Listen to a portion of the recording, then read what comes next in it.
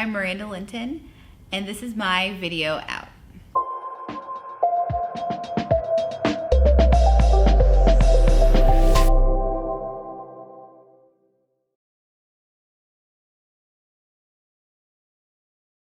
So my name is Myranda Linton. My pronouns are she and her, and I identify as bisexual.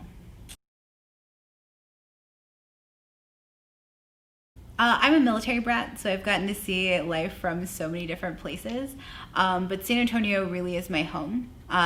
Compared to other places you'll see in the South in Texas, San Antonio is really welcoming, and it hasn't always been, but it's gotten so much better. I think that's what's made me so much more comfortable with who I am and being me the past few years. I think it was really hard. I'm really a hodgepodge of a person. I mean, not only am I bisexual, I'm half Korean and half white. I come from like my father, I'm first generation born in America on my dad's side. Like, it's one of those things where you see so many things, it makes it hard to really grasp like who you are. You have those strong values that people instill in you, so you have that, you know, who everyone would like you to be. But when you see so many different things, it helps form who you are, but sometimes it makes it really difficult to say, like, what is this? What am I? What's real and what's not? And I think it's something that probably took a little bit longer for me than it does for most people.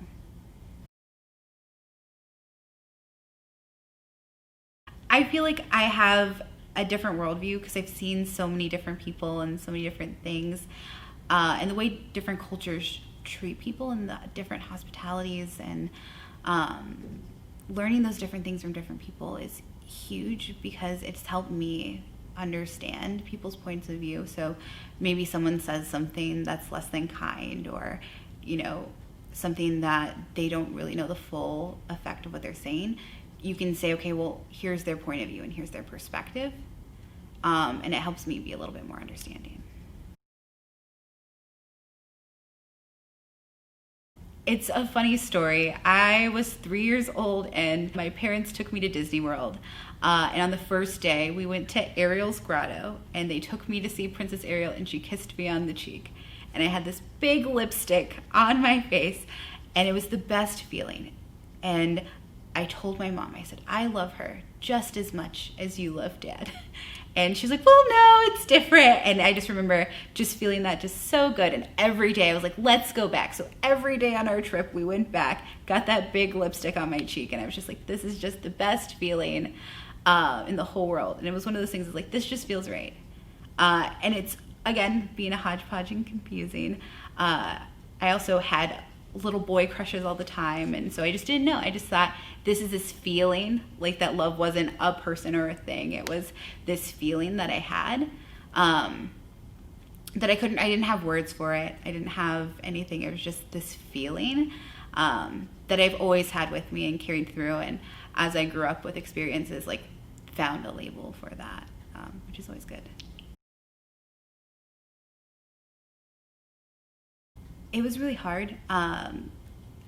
I really kept to myself. I, thought, it's my business, and I'd known for a while, but really, especially going to high school in Texas, it was one of those things that I saw other kids come out, and I saw how they were treated. And one of my really good friends came out as bi, and everyone just trashed her as a slut, and that, you just want attention from everyone and all these horrible things. And that just put me in a place that was horrified.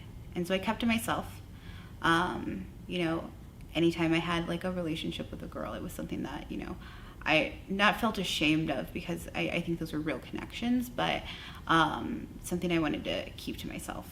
But then I met the man who's now my husband, and he is the most honest person I've ever met. And only a couple weeks into meeting him, I told him, just say, hey, this is who I am. I really like you. This is 100% of me. And he accepted me, and he welcomed me, and he made me feel normal. I think normal is something that's relative for most people, but for me, it just felt important. And then after that point, it was just, I felt more myself with him than anybody else.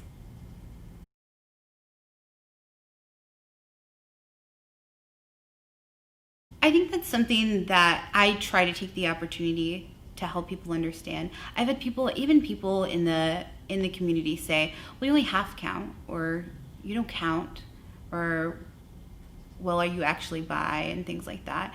And I really think it's important, especially if, like, I think that's something huge that we face is infighting in the community when we should be a community who helps each other.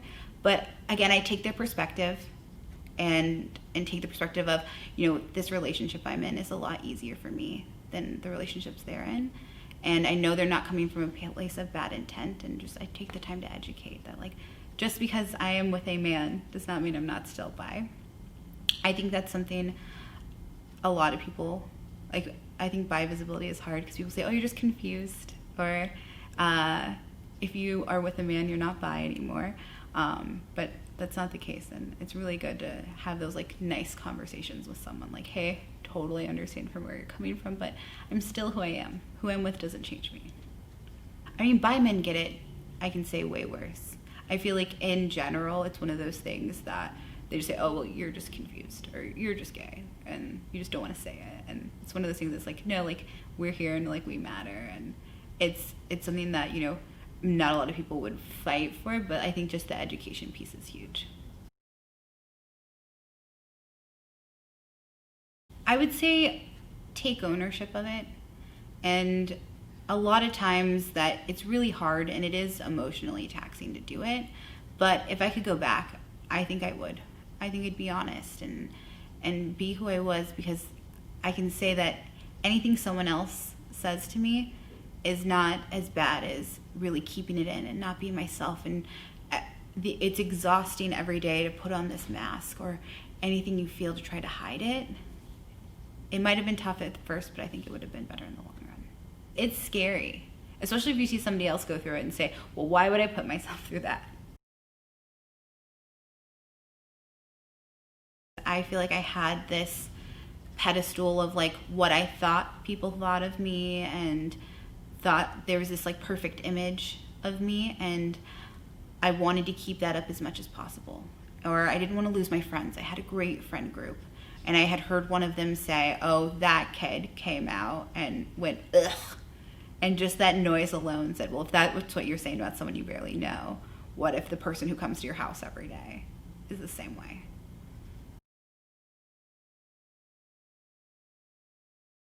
I think listen more than you speak. I think that's the biggest thing. Take the time to really know what you're talking about and really listen to these people. I've done a lot of research about the community and people who've lost their lives due to suicide, and I feel like if someone was just there to listen, you don't have to agree to listen. Listening is free. All it takes is some of your time, and listen and try to understand. Even if you don't agree, just try. I think that's my biggest thing. I think trans rights is huge. That's something I think about all the time. I don't think it gets enough press. I know, we've made so many steps forward, and there's so much more visibility into most things. But that people are dying and treated so horribly, and there's not enough education out there. It hurts. It really does. And it's something that's real. And when people say, "Oh, no, it's not real," it strikes a chord with me. It's not as bad as the I half count, but it's something so severe that it doesn't impact you. How they identify or what they do has no impact on you at all. And there are people who are willing to spend millions of dollars and fight in the streets against how someone feels they are, or how someone is, because it really is who they are. I feel like is horrible, and I feel like it's not talked about enough how combative some people can be about that. Oh, so many things. I really, really have so much hope. I volunteer at our local rape crisis center, and they have newer programs that help with the community, and not only identifying like what our needs are, but really getting out there and educating people on things that are not okay, and having those boundaries, and really that we can be who we are. I come from a banking background where I would never, ever tell anyone. And I was actually outed by someone here, which made me terrified. It made me want to quit my job and leave because I was scared of the repercussions, even though we have such a great community here. And I was left with a choice to deny or lie about who I am, or to be that point of opening up and saying, yes, here's who I am.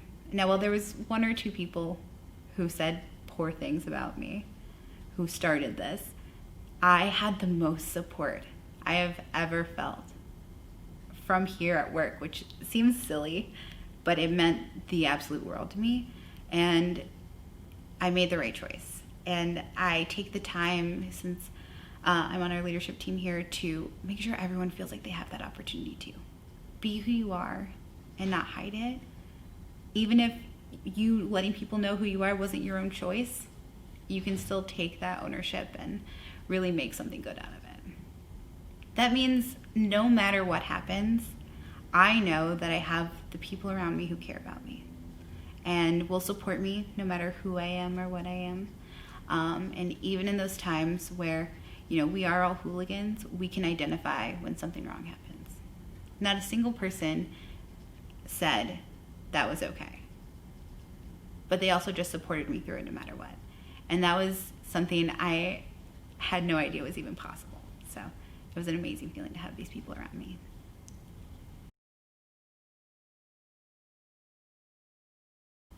Ooh, I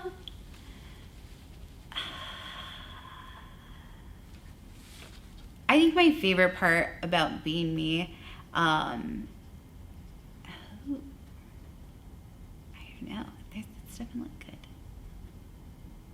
I think my favorite part of being me is it's always fun. I always try to bring out the fun in anything I'm in, whether it's little games or anything, just to pass the time. I always try to bring whatever fun I can.